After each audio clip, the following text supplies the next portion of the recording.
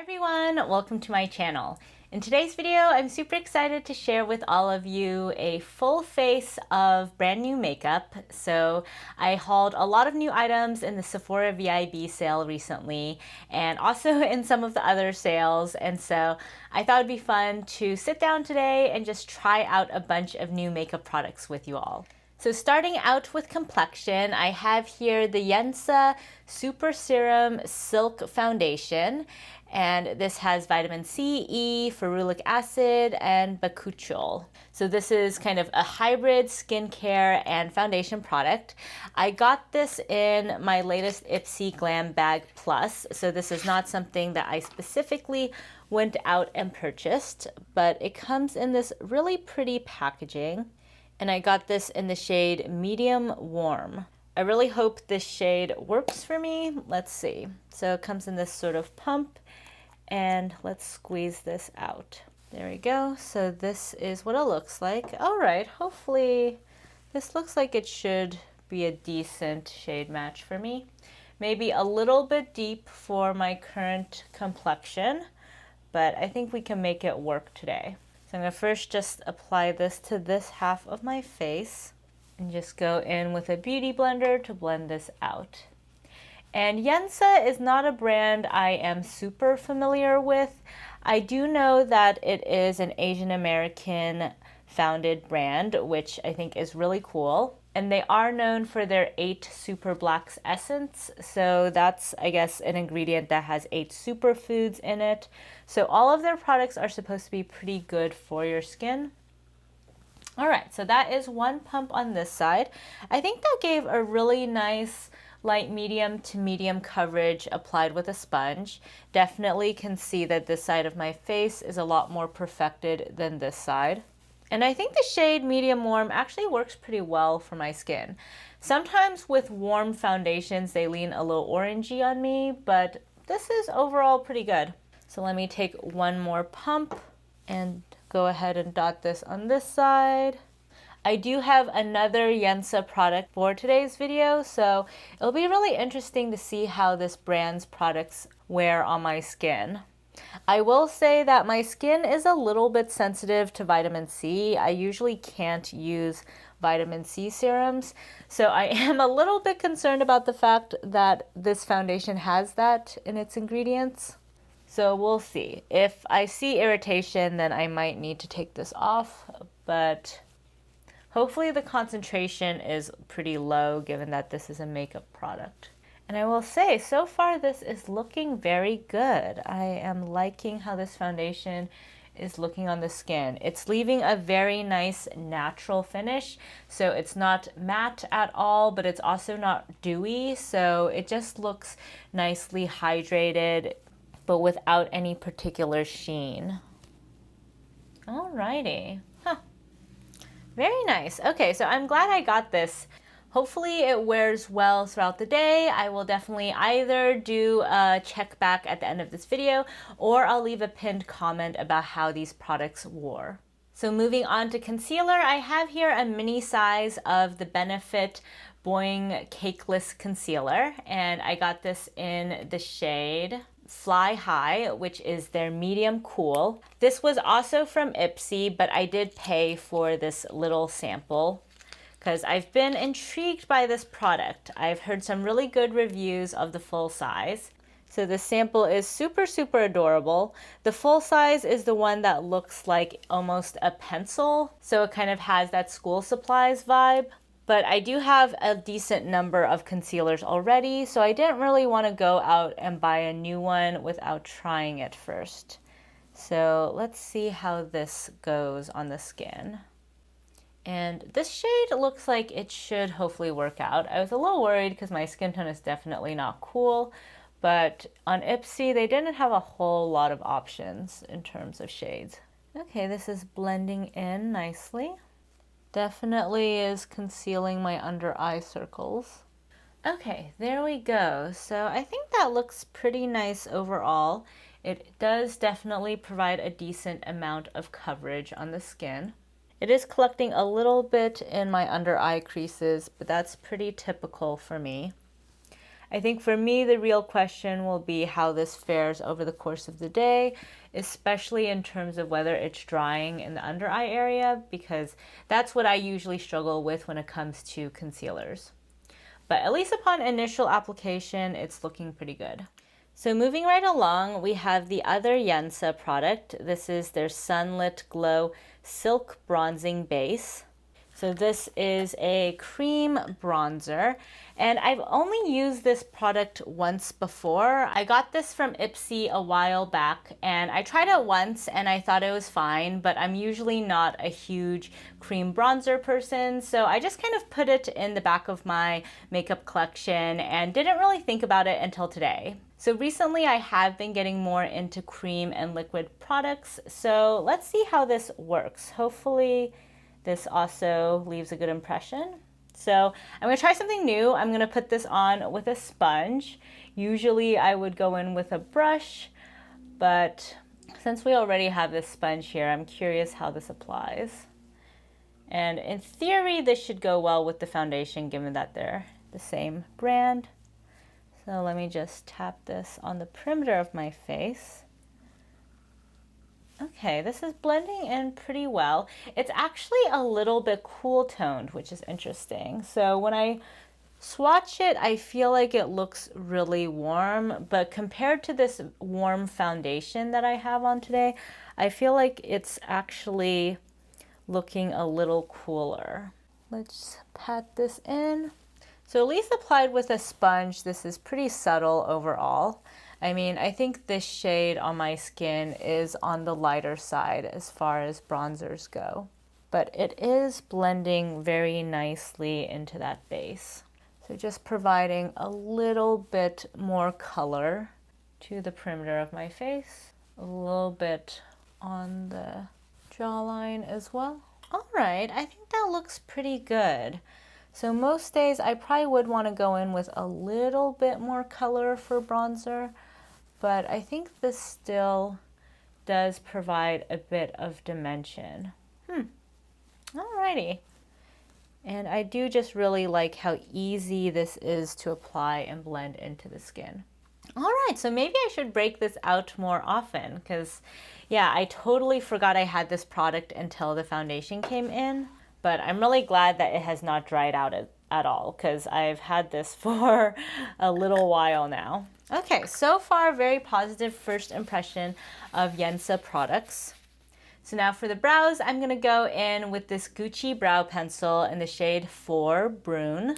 This is a double-ended pencil. So this is the second time I've used this pencil. The first time I did just sort of a very simple brow look, just really quickly swiped this through my brows. Today I'm going to see if I can use this to create a slightly more defined brow. This is a powder brow product, so it should leave a little bit of a softer effect than some of the creamier brow pencils. So that's looking pretty good. Very nice, Gucci. The one thing I'm not totally satisfied though with this brow pencil is the spoolie is a little bit harsh on the skin. It's one of those really hard spoolie brushes, which on the one hand is good for moving the product around, but on the other hand is not the most comfortable to swipe on the skin. So that's the only slight critique I have of it. But so far I'm liking the product itself. Alrighty, there we go. Very nice. Quite a cool toned brown overall, which I think overall is good for my skin and hair tone, though I am noticing today against this very warm complexion, it is coming across slightly gray. I think normally with this sort of base, I might want to go in with a warmer brown. Next up, I've been on the fence about this ABH Clear Brow Gel. I've heard so many great things about the brow fix that comes in a tub, and I think this in theory should be a similar product, but I don't really see a lot of effect on my brows when I use this. So today I'm going to use it on my right brow and not on my left brow, just so I can see throughout the day whether there's much of a difference between having this versus not. So we'll see. Definitely let me know in the comments if you guys see a difference. But basically, previous times I've worn this brow gel, I just haven't really been able to notice much of a difference. And so the jury has been still out on this product. But yeah, so here it is on this side. I mean, right now it mainly just looks a little bit more wet, I would say, on this side compared to this side. But let's see at the end of this video if there's still any difference. So next up, let's set the base with this Kimchi Chic Set and Bake Puff Puff Pass Powder. So I was really excited to get this in my last IPSY bag because I love Kimchi. She's one of my favorite drag queens. And the packaging for this product is just so cute. You can see it has little images of kimchi throughout. And on the box, it says that one of the major ingredients in this is rice powder, which is supposed to have a bunch of skincare benefits in addition to absorbing oils. So I'm excited to try out this powder. Oh, it's so cute. Oh my gosh. So this is what the box looks like when you open it. Aww. So it's all wrapped up in tissue paper. It has a little sticker. And then at the top it says, Kimchi says, set your makeup with this gorgeous fine powder to ensure all day slayage, even when you cry. Aw, that's really cute. Well, I love just how bright and happy that yellow color is too. And here we have the packaging with the tissue paper. That is a pretty cute, nice touch to wrap it up in this. It makes it feel like it's a present. And here we have the setting powder itself. So this is a pretty decent sized container. Let's open this up. Oh, and it comes with a puff. Aw, that's pretty handy. I've actually been on the market for a velour puff because I don't have one in my current collection, but it does seem like with some products using this sort of puff does really help. So let's go ahead and open this up. It might be a little bit hard for you guys to see, but the holes in this compact make the shape of concentric hearts, so that's super cute. And I like the special little touches in this packaging.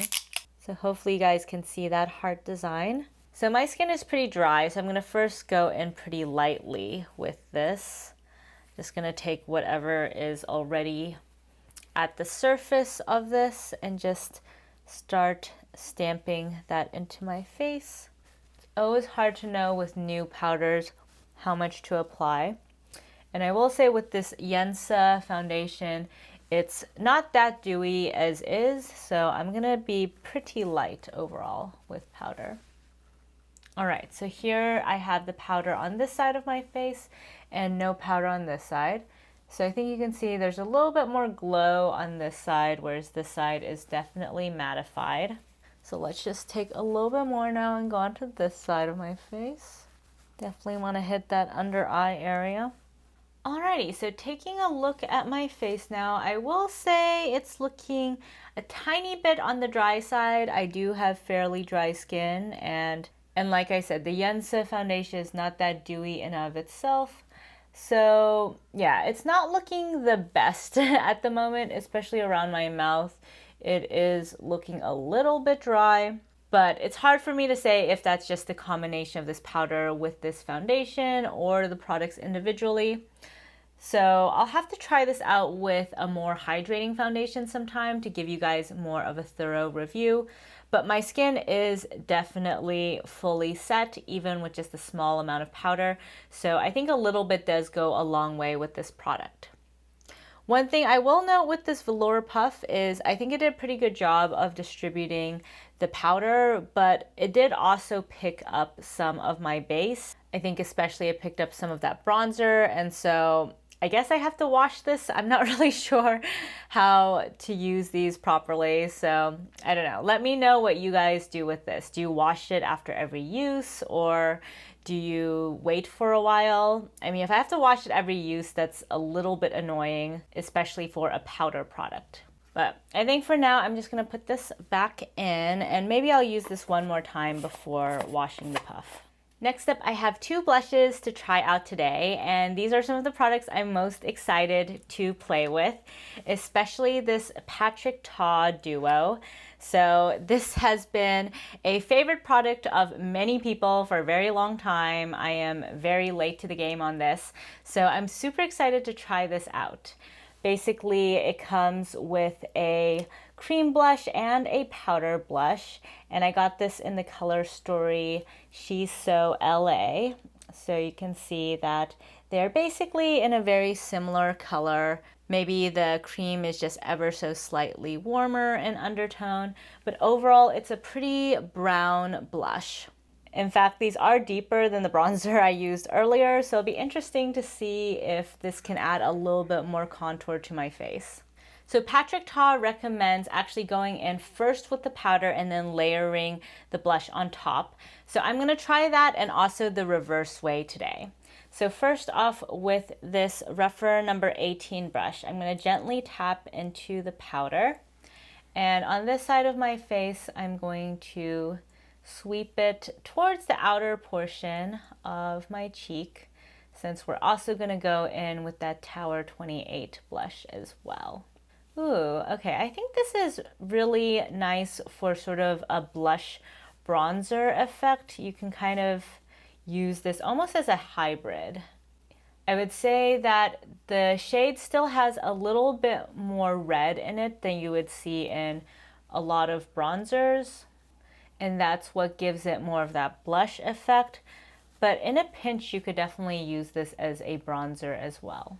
So here we have just the powder down, and I am noticing there's a little bit of a patch here. I'm not sure what that's from though. It could be from any number of products, so I don't think it's the fault of this powder blush, but everywhere else the powder blush applied pretty smoothly.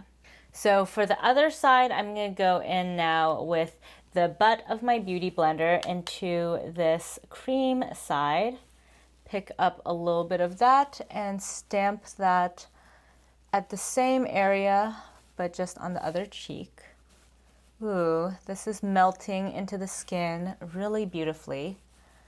Ooh, nice. And I feel like this cream blush does have a little bit more of that reddishness to it, so it's coming across more like a blush, whereas this side almost looked a little bit more like a bronzer. But that is really pretty. Okay, so I think you can definitely use these two products on their own. The powder is maybe a little bit sheer on its own. I feel like it could use some more building up, even though I did layer a few layers on top. But this cream blush by itself looks pretty nice and pigmented. So now let's try adding another layer on top of both. So first I'm gonna go in again with my beauty blender and layer on top of the powder. Let's see how this looks. So basically adding this cream on top of the powder is going to bring back a little bit more luminosity and hydration to the skin. Ooh, okay. I do like how that looks. So let me actually take a closer look at the two sides, because this is the side with just the cream and this is the side with the powder plus the cream. They honestly look fairly similar. I can't say that I would necessarily know for sure that there's a difference between the two if no one told me. I guess maybe the side with the powder underneath is just a tiny bit less dewy and a little bit more pigmented than the side that just has the cream. But honestly, just doing the cream by itself looks pretty good too. So now I'm going to take some of the powder and put that on top of the cream side. Let's see how this looks. All right, I feel like this is looking pretty nice too. The powder does have some slight shimmer particles in it, like a little bit of gold in it.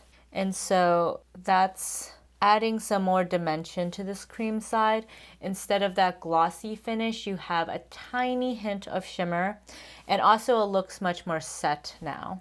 So overall, I would say in terms of the two sides, they look pretty similar. This side maybe looks slightly more set and mattified, whereas this side looks more dewy. Both very nice though, so I really like this first impression of both of them. I'll keep on playing around with this product though to see which version I like better. But at least upon initial impression, it seems pretty versatile. There's not really a combination of these two that I didn't like. So bravo, Patrick Ta. So now I'm also going to take a little bit of this Tower28 Magic Hour blush. I am really excited about this because I love Tower28's blush formula. I have their blush in Golden Hour, and it's basically one of my favorite cream blush formulations. So I'm just going to tap a little bit of that more towards the apples of the cheeks, just so we can see that shade difference a bit. So this is definitely a lot more cool toned than She's So LA. So I'm not going to put a ton of it on, just enough so we can see how that looks. Okay, that's really pretty. So yeah, definitely a little bit more blush than I would typically go in with.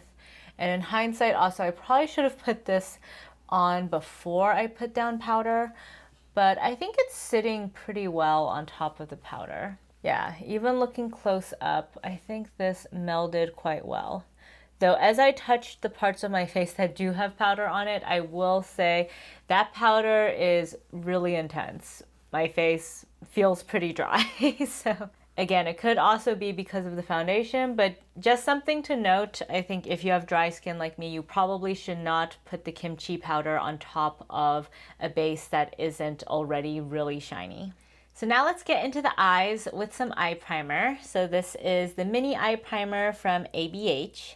And this is a very white primer, so it's great for really making sure that your eyeshadows can pop against your lids. And while I'm blending this out, one thing I will say is I'm excited about the fact that randomly most of the products on my face at the moment are actually from Asian American founded beauty brands. So we have Yensa, we have Patrick Ta, Tower28, Kimchi Chic. So that's pretty exciting because growing up, there were basically no Asian American beauty brands that I was aware of. And in general, I feel like Asian American representation has really improved a lot in the past several years. So I'm always excited to try out and support more Asian American beauty brands. So here we have the ABH base on. So it's funny, I did a look with this primer yesterday and I was using my Dior foundation, which is a little bit lighter than my skin tone right now. And then today the Yensa is definitely a little bit deeper. And so yesterday the primer kind of just blended in with the rest of the base. But today I feel like it's looking very, very white. But that's okay. My motivation for picking up this primer is that I wanted to pair it with my pastel eyeshadows. So I have here my Natasha Denona pastel palette. This is a very, very colorful palette. And today I'm going to go into Feather, just kind of all over. I have a very intricate eye look planned today. We'll see if I can pull it off, but basically what I want to have as one of the focal points of today's eye look is the Danessa Myricks Multi-Chrome Pencil. I picked it up in the deep purple shade. And I tried it before as just normal eyeliner, and it didn't really stand out as being that interesting because you couldn't really see the shift super prominently that way. And so today I want to build a much more intricate eye look around it to see if we can really showcase that shade and see a little bit more of that flip. I'm going to also go in with some of Bora. And I have not watched Euphoria, but I guess today's look is kind of inspired by Euphoria in the sense that I feel like Euphoria has really influenced the whole graphic winged eyeliner trend, which is what I'm gonna try to emulate today. Wish me luck, because normally I'm pretty basic with how I use my eyeliner, so this is going to be a new experience. But I first just wanted to put some pastels down just to set the scene, and also because I wanted to see how these layer on top of that ABH primer. All right, so that's looking pretty good overall. So I think the primer definitely did help a little bit with making the shadows pop a little bit more than they usually do. Basically, always the challenge with pastels is you really want to have your pastels on some sort of white base in order for them to really show up as pastel. And I think the ABH base is really nice in that it's not sticky at all, and so you can really blend out the mattes very easily. I often have issues with primers where they make my mattes a little bit patchy because they do have that stickiness, but at least for the ABH, it really doesn't have much tack. So now let's go in with this Danessa Myricks eye pencil. I love the multi-chrome packaging on this. This is in the shade Charoite. I have no idea if that's how you pronounce it, but that's what I'm going with for now. So hopefully the camera can pick up on the multi-chrome effect here. It basically shifts from a purpley shade to more of a bronzy shade with a little bit of pink as well. This is a pretty pricey pencil because it's a teeny tiny pencil, and I think this is like close to $20. So if you use this a lot, I think you will run out of it very quickly, but it is pretty special in that it does have that multi-chrome effect. So I'm going to just first start by putting this where I would normally put eyeliner, just along the lash line. I will say it's not the creamiest product ever, so it does tug and drag a little bit on the eye. So I think that is one downside of using this sort of pencil instead of just going in with, say, some multi-chrome eyeshadow with some mixing liquid.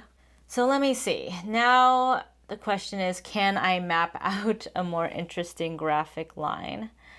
Basically, I kind of want this to go upwards like this and then maybe inwards. So let me see if I can do this. Gonna keep my eyes open and just start drawing. This could end very poorly, but let's just try it out. Okay, so there's some lines on my eyes. Yeah, I will try to see if I can make these, connect. All right, it's kind of cool. I don't know. You tell me how this is looking. It's not as pigmented as I would like, so let me just go over this. Again, I'm not really seeing much of a multi-chrome effect yet. So let me see if I can build on top of this. Definitely a bit out of my comfort zone, to say the least. Yeah, not sure how I'm feeling about this, but today is just about experimentation, so let me try doing the same thing on this other eye. I will say, because I have this base and this pastel down, my eyelids are feeling kind of dry at the moment. So I don't know if that's also making it a little bit harder for this pencil to glide on easily. Whew, okay, that is definitely not even. Wow. It is harder to do a Euphoria inspired look than you would think. Well, there's no turning back, so I'm just gonna keep on chugging. It's looking so patchy on this side. I'm really not getting the pigmentation I would like. Yeah, the shapes are totally different. I guess this is much more of just a straight edge, whereas this one has that curve. Yeah, not really feeling this look so far. Not sure what the best way is to salvage this. Alrighty, I'm gonna first put this down and we're gonna figure out how to even this out at the end. So what I wanted to do to really amp up this look is to go in with one of my favorite eyeshadows, which is the Cosmos from Terra. This is just such a multi-dimensional, really fun eyeshadow. You can see it just has so much reflectivity to it, so many beautiful shades. Let me actually give you guys a close-up. So from certain angles, it has more of a bluish teal, and then it has a really bright reflect.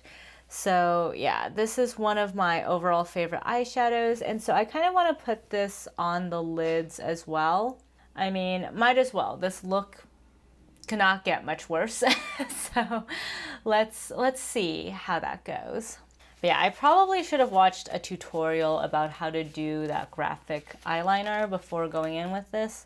Slash, I think in hindsight, it's probably easier to do this if you have more of a liquid liner down first before going in with this multi-chrome. So for this look, I'm going to go in with some Mehron mixing liquid, and I'm just gonna pour a little bit of this onto this plate. And then with a synthetic hairbrush, I'm going to dip into the Cosmos shade. And I'm gonna try to pick up a decent amount of the pigment. I'm going in with the brush dry to pick this up so I don't get any mixing liquid into the shadow itself. And then with my loaded up brush, I'm going into the plate to pick up some of that mixing liquid to really wet the brush. And now I'm gonna just sweep this on the eye. Ooh, look at that. Such a pretty shade. So let's just put this in that blank space. Ooh, oh man. If I had successfully replicated this on this side, I think that would look so nice.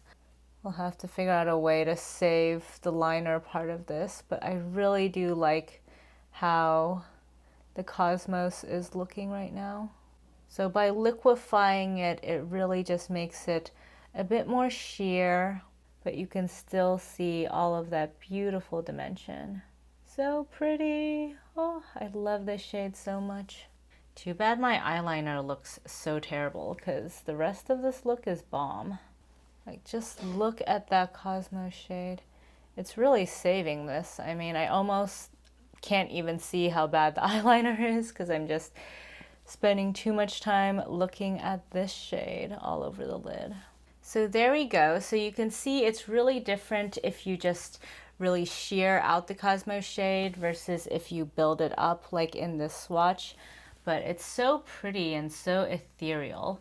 Alrighty, so now the question is what to do about this not very nice looking eyeliner. So let me first just go over again the parts near the lash line. I think that is at least salvageable.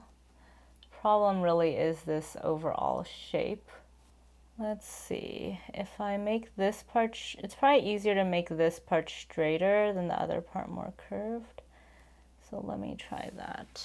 Let's do the same on this side. On the whole though, I feel like I'm using a lot of this eyeliner for this one look in order to try to build it up to opacity. So I'm not the biggest fan of this eyeliner at the moment. Again, there's definitely an element of user error here. My technique is definitely not the best.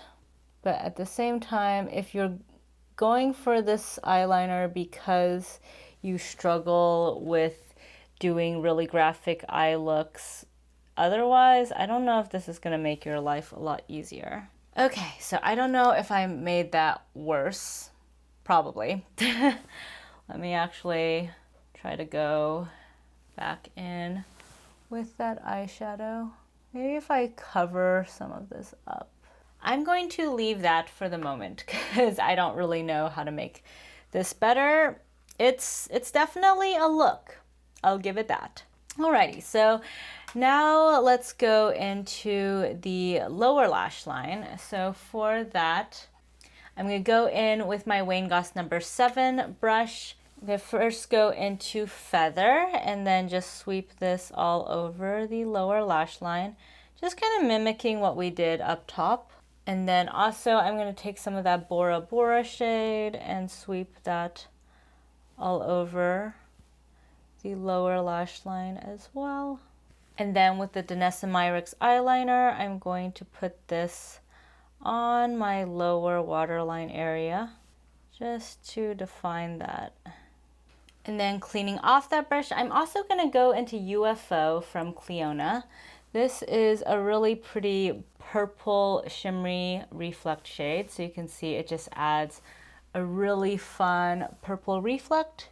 It doesn't really have any base pigment, it just shines purple. So I'm putting that on the inner corner and on the brow bone area. Wow, that is quite the purple shine. Basically, today's look is very maximalist, as you guys can probably tell. I'm just going in hard with the purple. Alrighty, so for better or worse, this is looking like the final eye look. I did go off camera and spritz my face with some of this Glow Recipe Watermelon Glow Ultrafine Mist because my skin was feeling a little bit dry. So now let's finish off this look with the lips. So I'm going to first go in with my new Natasha Denona lip liner in the shade Calla.